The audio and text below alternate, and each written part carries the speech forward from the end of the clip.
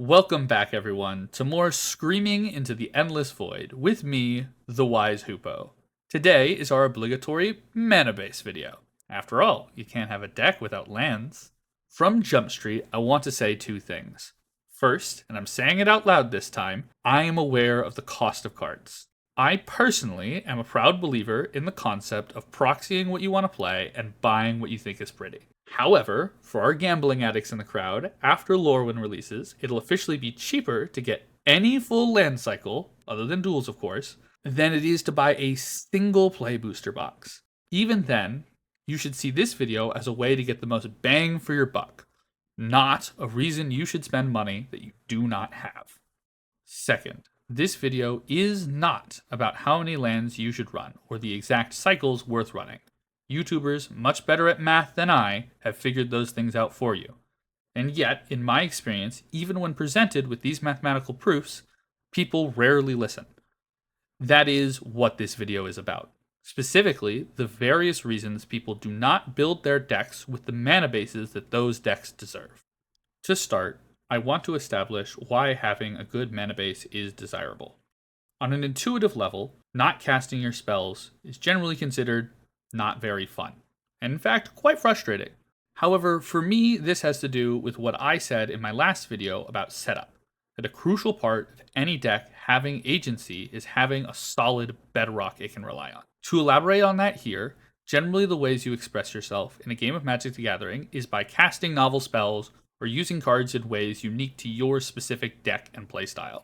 To do this, fairly definitionally, you need to be able to cast those spells, or no one else is going to get to see or experience what you are trying to do with your deck.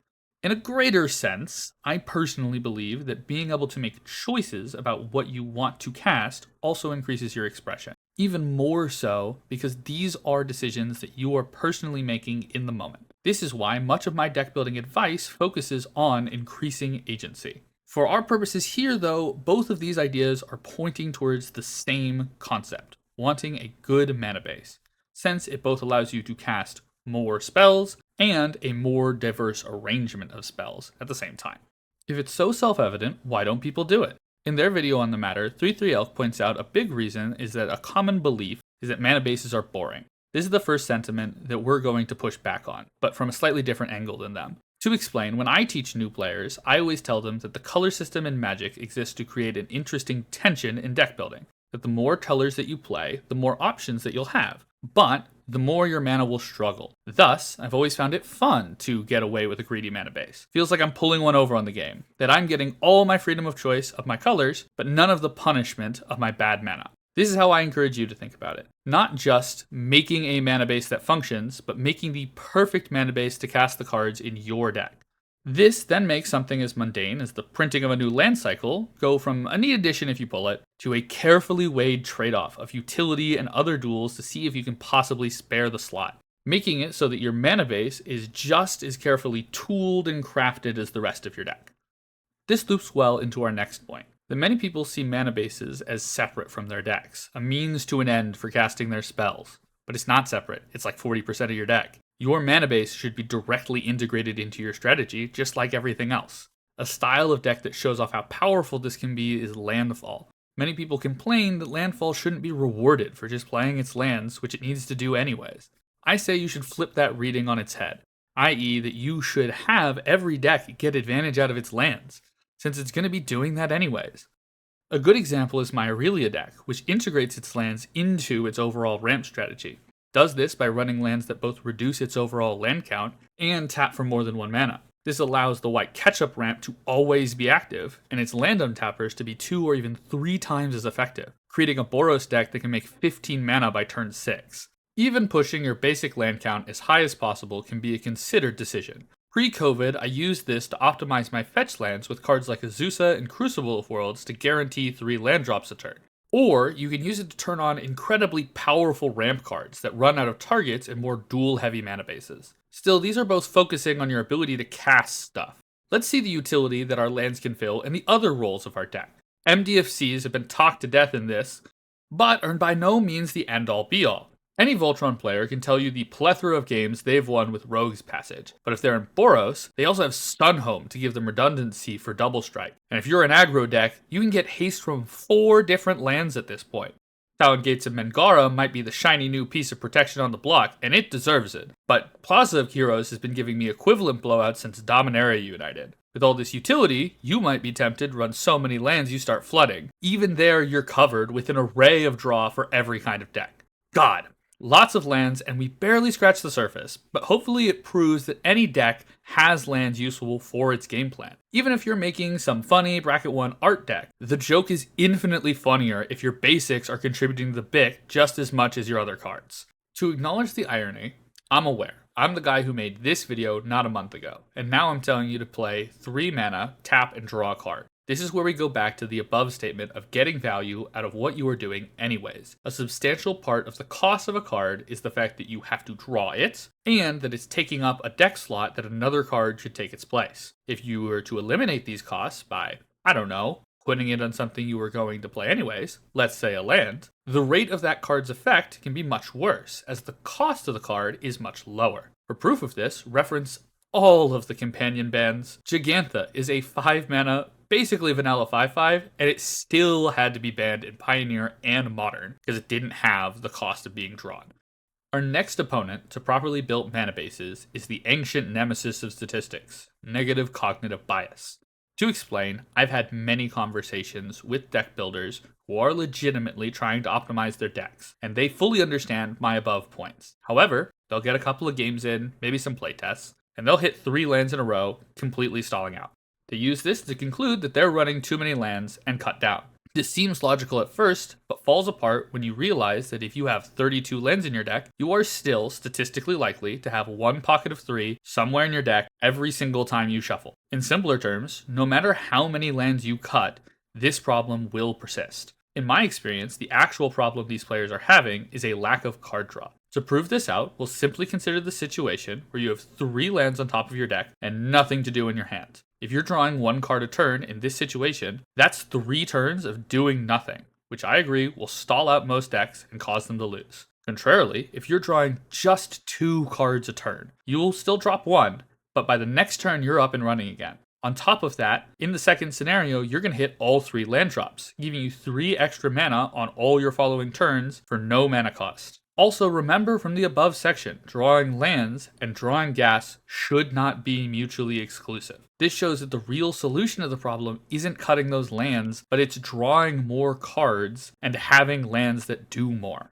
This is a careful balance. The more cards you draw, the fewer lands you should be running. This is because the more cards you see, the more likely you are to see that 1 land per turn that you're allotted. I usually balance this around how many lands I need before my draw engines get up and running. So Rafine only needs 3 mana before it starts to go, so it runs a brisk 35-36 lands. But my Council of 4 deck needs 5 mana, so it runs 38 lands on top of its 3 pieces of fast mana. To make this an even more stark comparison, Rafine's a bracket 3 deck. Council of 4 is bracket 4, where you expect the land count to fall due to its efficient cards. But again, I find not hitting enough lands to get to my draw the key problem any deck experiences. This is going to vary from deck to deck, but so will all of this advice. At the end of the day, we are trying to learn exactly how to fine-tune your mana base to your specific list, so it's less of a sideshow and more involved in what you're doing.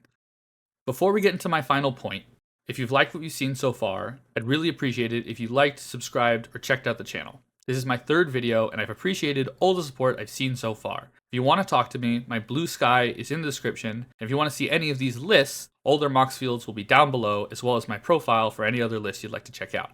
Without further ado, the final thing I want to address is fixing in the bracket system. I do think that Wizards of the Coast was wise not to put these things together, but I do want to acknowledge where those who object are coming from. The thought process goes, fixing makes your deck more consistent, this makes it faster, and thus more powerful, so having duels and fetches should put you in a higher bracket.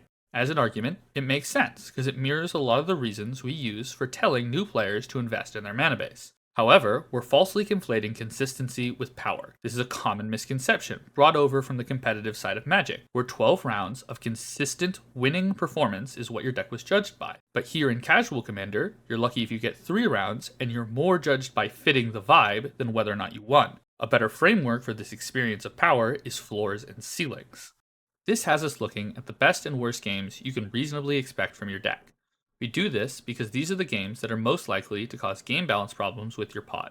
Problematic floors are games where you feel like your deck just isn't working and you're not having a good time playing it. Problematic ceilings is where you might be having fun, but your opponents would feel pub stomped or like they just couldn't beat it. You can figure this out by goldfishing your deck to 120 damage around 10 to 30 times. During that, ask yourself if that's the kind of game where you'd be having fun and your friends would find it competitive. It's fine to assume no removal because we're trying to assume the amount of pressure that you're putting on your opponents, since that contributes way more to mouthfeel than whether or not your deck actually won the game. Recurring viewers might notice this as my strategy for evaluating consistency from the last video. Congrats! Though I will say that was not the actual floor or ceiling of that Magus deck, as some of the commenters learned while testing. With this new tool in our toolbox, we can figure out the problem with regulating brackets with fixing like dual lands. Specifically, that it only brings up your floor, which is the thing regulating how much fun you're having. It doesn't affect the ceiling, which affects how much fun your opponents are having. If bringing up your floor is causing problems, that means you always had a problematic ceiling, you've just made games near that ceiling much more common. To fully fix the problem, you should hone in on the actual cards that are causing the imbalance, so you can make it so that your deck still consistently works, but don't make your friends feel like they have to power creep all their decks just to keep up with you. To demonstrate with specifics, I have a Ruhan deck that is explicitly for playing against new players. This deck, however, had the problem that some games Ruhan would kill a player on turn 5 before they realized they needed to answer it. I tried to fix this by cutting my mana base down to a budget, but as predicted above, when I curved out with my basics, it had the same problem. The solution that worked was relatively obvious once I looked at the ceiling and realized the actual problem was the turn 3 Ruhan, since the deck pretty consistently needed 2 turns to get him out. To fix this, I cut all my 2 mana rocks from my deck, which helped in 2 ways. Not only did it keep the turn kill back to 6, where sorcery speed and instant speed removal made handy work out of Ruhan, but it also freed up 9 slots to better sell my Boomer Voltron feeling I was going for. This is an example of taking a critical look at my ceiling, noticing that it's not in line with the intended experience of my deck, and optimizing it out of said deck. In terms of the bracket, this eliminated the play pattern that precons couldn't handle, and better sold the theme of my deck that I was trying to execute. I should state this more often, but not all optimization is about winning. It's about executing the feeling you're looking for when you play your decks. Not just for yourself, but the whole table. Hopefully this video has shown you how lands fit into that vision, and that it's not just your mana base and your real cards, 2 separate groups that never the twain shall meet, but one organic whole that makes up your deck. With this more considered mindset, and equipped with the new land packages of Modern Magic design, I believe everyone can find making a mana base just as fun as building the rest of their decks. And thank you for watching. I really do mean it. Thank you for watching here to the end. Thank you for the support of these first 3 videos. If you haven't watched my last one, it's on game plans. It's going to be kind of the centerpiece of a lot of my future videos. Speaking of, please subscribe. I'm going to be trying to release on a bi-weekly basis. I'll see you in the next one on agency and how to lose in games of Commander.